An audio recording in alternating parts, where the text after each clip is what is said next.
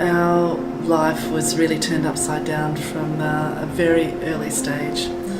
We noticed at age 2 that Will was not doing the normal things that you would do as a 2-year-old, and our life quickly became one of therapy, attending therapy sessions. And the word that kept coming to me was fix. You know, we had to fix Will.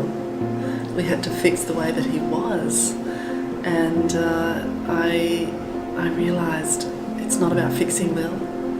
It's about giving him the tools to enable him to communicate better, enable him to live his life better. But it wasn't about fixing him. Will has always loved cricket, and he's played cricket since the age of 7, and it's all he wants to do is sort of get down to the nets or get out on the field and play. So he can hit beautifully, he can bowl, so the individual skills are there. But because he can't play the game, it's been very challenging for cricket clubs to include him as much as he and we would like. However, over the years, Will just keeps turning up. He just keeps turning up. But what's happened over the last year or so, everyone's got to know Will's spirit and Will's love of the game. And so at the end of every match, both teams come back on and play for Will. And unbeknownst to Will, what he's done, he has shown the importance of inclusion. He has shown people to just be present. It doesn't matter, you know, whether I can play the game, it's how I play it that matters. And everyone comes back on, they acknowledge Will, they shake hands, they walk off together, and game over. And they remember that, I think, more than they remember the game, the actual game. I decided to get Will to refurbish cricket bats. And cricket was his love, so I thought if he got involved in something he loved, it would be easier for him to learn skills. In the process of refurbishing these cricket bats, we were connected with an artist, Peter Brown. Peter painted one for him, and he shared that with his community around Australia. And within 5 months, we had 60 of the most incredibly beautiful painted cricket bats. We had Jimmy Barnes and Ben Quilty. We had John Howard, the ex-Prime Minister. We had Archibald finalists, so we're young. You know, we had an incredible collection of artists.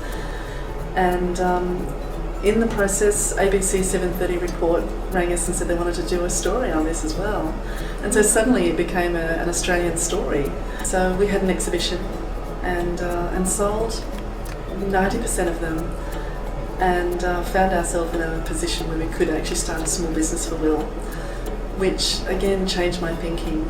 Will doesn't have to be someone out there looking for a job. Will can actually be a small business owner. So we were suddenly going to Perth in South Australia and Victoria. We had communities and individuals asking us to come to them to share the story of Will, because he became a story of resilience. He became a story of someone who was seen as disabled was now someone seen as able, and he became an inspiration. So Will's job moved from being someone who refurbished cricket bats to someone who inspired people to look beyond themselves. He inspired people to look at doing more for others and seeing how they could build their communities as a place of inclusion.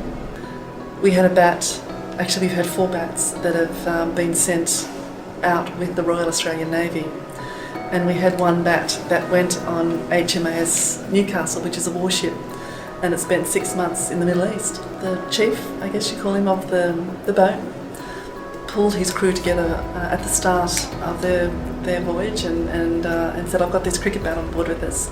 And the reason I've got this cricket bat on board is because I have come across a story of Will Clarke and his family. And Will has taught me through his journey what it means to be courageous, what it means to be resilient and to fight for something you believe in.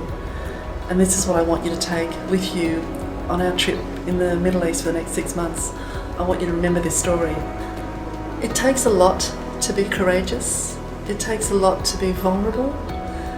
and it takes a lot to be yourself. Because when you are vulnerable and when you allow yourself to be truly yourself, you open yourself for judgment. You open yourself up for people to criticize what you say, how you behave, how you look, and your values and your opinions. It's a big challenge. And a lot of people I understand just find that incredibly challenging to be so honest about who they are and to be that vulnerable. Having an intellectual disability allows you the privilege of just being yourself. And this is who I am.